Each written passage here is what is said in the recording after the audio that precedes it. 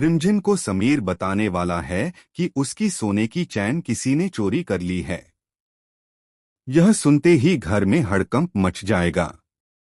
समीर जाकर सारी बात मोहिनी को बताएगा तो मोहिनी गुस्से में कहेगी, मैं तुम्हारे साथ हूं।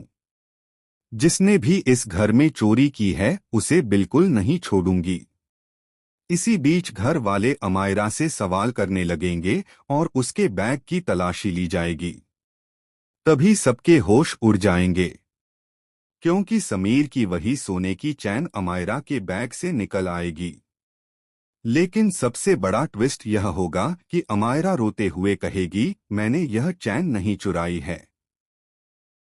किसी ने मुझे फंसाने के लिए चोरी छिपे मेरे बैग में डाल दी है। अब आखिर असली चोर कौन है? क्या अमायरा सच बोल रही है या फिर इसके पीछे किसी और की बड़ी साजिश छिपी हुई है? रिमझिम को अचानक यह पता चलता है कि किसी ने बुआ माँ की माइग्रेन की दवाई ही बदल दी है।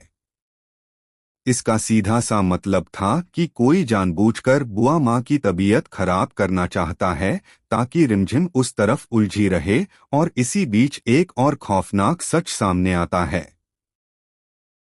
रिमझिम को किडनैपर का एक मैसेज मिलता है जिसमें लिखा होता है कि मुझे पता था तुम यहाँ तक अपने भाई को ढूंढते हुए आ जाओगी, पर मैं भी उतना ही तेज हूँ।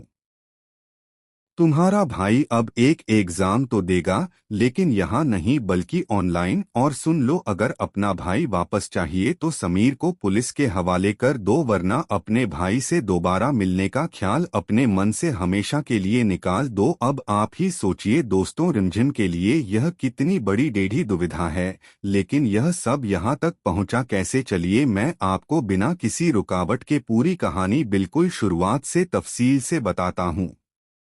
कहानी की शुरुआत में रिमझिम राजवीर के बारे में सोचकर काफी परेशान होती है। उसे यकीन नहीं होता कि राजवीर ऐसा कुछ कर सकता है। लेकिन फिर उसे लगता है कि शायद मनोरमा जी के प्रेशर में आकर राजवीर को मजबूरी में यह सब करना पूरी डिसब रहा हो। इसी बीच घर में चंचल चाची और प्रताप साहब के बीच पैसों को लेकर बहस चल रही होती है। जहां चाची का मानना है कि प्रताप साहब बहुत भोले हैं और उन्हें समझ ही नहीं आता कि जीने के लिए पैसे कितने जरूरी हैं। वे लोग खीर गरश भी वापस नहीं जा सकते, इसलिए पैसों का लालच तो कहीं ना कहीं सबके मन में है ही। लेकिन तभी समीर बीच में आकर कहता है कि रंजन परिवार का कोई भी सदस्य कभी